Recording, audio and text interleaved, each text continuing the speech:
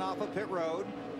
Has taken the lead from Reed Sorensen. Saw him there go around Reed Sorensen, but Marty was working on a story down there on Harvick and fuel. Marty, you down there? Hey guys, when the 29 car left pit road, the vent tube, which holds the fuel in the fuel cell where they put the fuel in, and the fuel filler neck was open.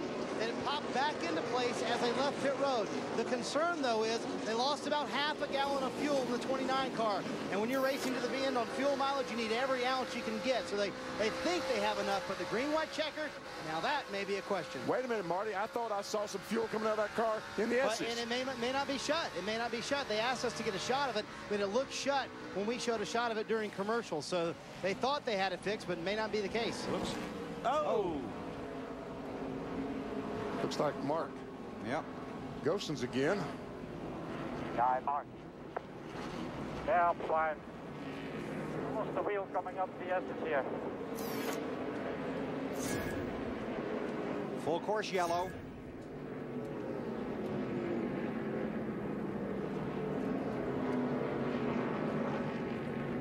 His first NASCAR Nextel Cup start. It's in the S's, I believe. That's coming off turn 7 there, and that's a brake hose, a blower off of some car. Well, we just saw that black thing. You're right, in the S's.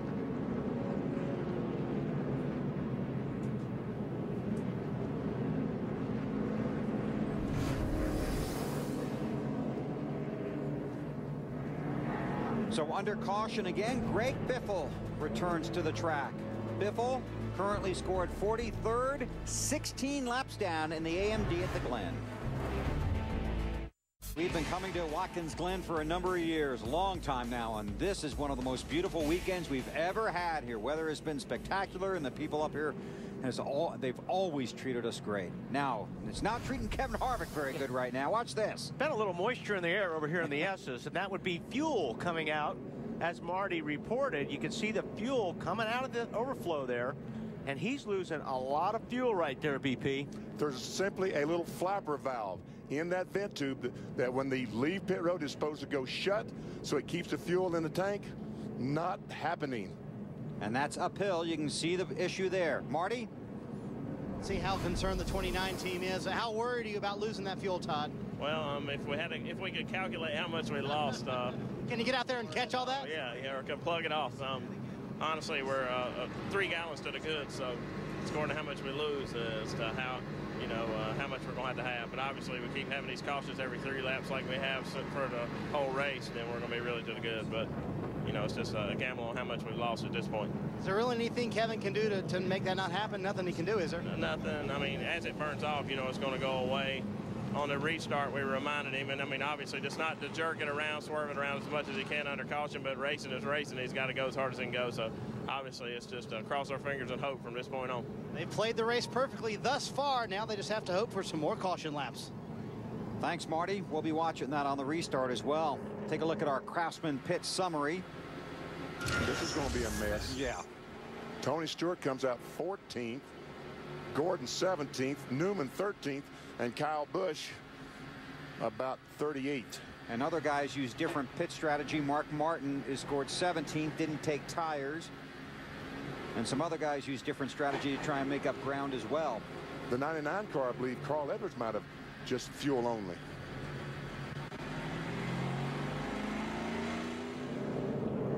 Kurt Busch sitting in the 37th position.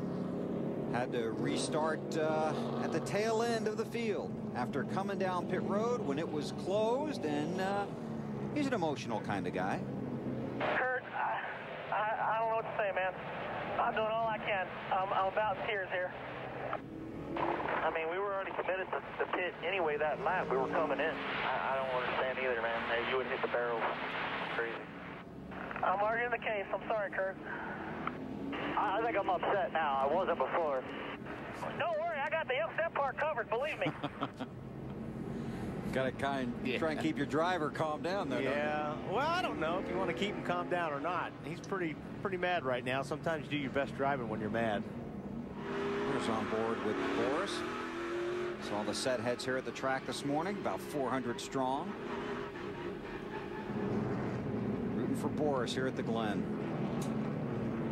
So Harvick's the race leader. We'll watch him take the green flag. And then we'll see him go up through the S's and see if he's spilling anything. That was a lot of fuel they were dumping for sure. See if that continues. Longer haul out of turn 7 to the start finish line. Green flag in the air. Watch him fan out going to 1. Jeff Gordon. Now, McMurray's got a great restart. Harvick went down there to block because he figured McMurray was going to try to outbrake him. Oh, they're 2-3 wide back there. Rader and Riggs. Holy mackerel, 4 wide. This may not work. Robbie Gordon makes it work for him. See the fuel again spilling out of Harvick. Just dumping out that 29 car.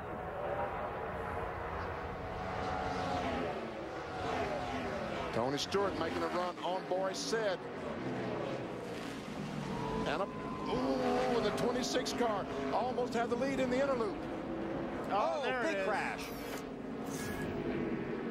Joe Nemechek is in it. Sterling Marlin. Scott Wimmer. Brian Seymour in 34. And you could almost feel that coming looking really back at turn 1. When you look back and saw those guys 3 and 4 wide, it just does not work through the S's. And this will tie the record for the most caution flags here at Watkins Glen, set in 1988. Wow. Our 8th caution flag of the race. And Kyle Busch was the lucky dog, and he was really lucky there. And we'll find out, but he might be the lucky dog again under caution at the Glen. You can see a couple of cars still sitting there. And look at those names. They include Kurt Busch and Matt Kenseth. Kenseth currently 2nd in the championship standings. Busch 14th, trying to race his way into the chase. Now let's look at this again a couple of times. Here's the one angle we saw earlier. And the 22 car is the first one we're basically going to see out of control. And the 17 is in him, and the 14 is in the 17, and I'm not sure who was in the 14, but it just looked like it started like 5 or 6 cars back. People started jacking each other up. And now watch, you'll see Kurt Busch come and get a piece of this too. There he is up there, just trying to sneak by. And Kenseth had had a slow pit stop earlier in the race, as Dave Burns was pointing out, and that put him back there. And Busch was back there because he had to start at the tail end of the field because he pitted too soon. More on Busch from Allen. He's been here for quite a while now, Bill, but the luxury of the long, slow caution flag laps here allowed Roy McCauley's team to pull all of the sheet metal away from both of the front tires, straighten out the front grille, check the alignment of the front suspension, and change tires and top off the gasoline. You see Kurt trying to feel it out now as he's back out on the racetrack. Dave? Alan, when the 17 pitted on lap 54 under caution, they had a long pit stop because they were putting spring rubbers out of the rear of the car to give it more grip. Then they got blocked in their pit stall. They came in 15th. They went out 35th. That's what put them back there. And then this mess. Now, Matt has reported that the radiator should be fine. The temperatures were good. They just had some damage. They had to pull away from every corner of that car so the tires would not deflate. Well, the 2 car might have luxury of long yellow here, but it's not going to matter. That car is done for the day as far as being competitive. Without that right front fender, there's a lot of stuff missing up there. He doesn't have the same race car he had before the wreck. Kurt started from the pole yesterday and won, and started from the pole today. But as Wally said, things don't look too good right now. He's headed back to his pit stall.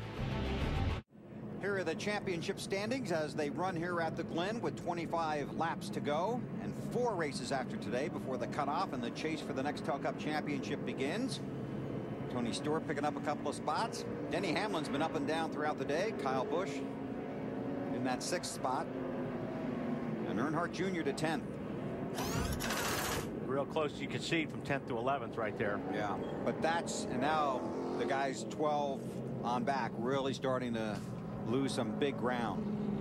With just 4 races to go, it looks like it's going to be a real struggle for Biffle and Edwards. Okay, now let's watch Kurt Busch coming to pit road.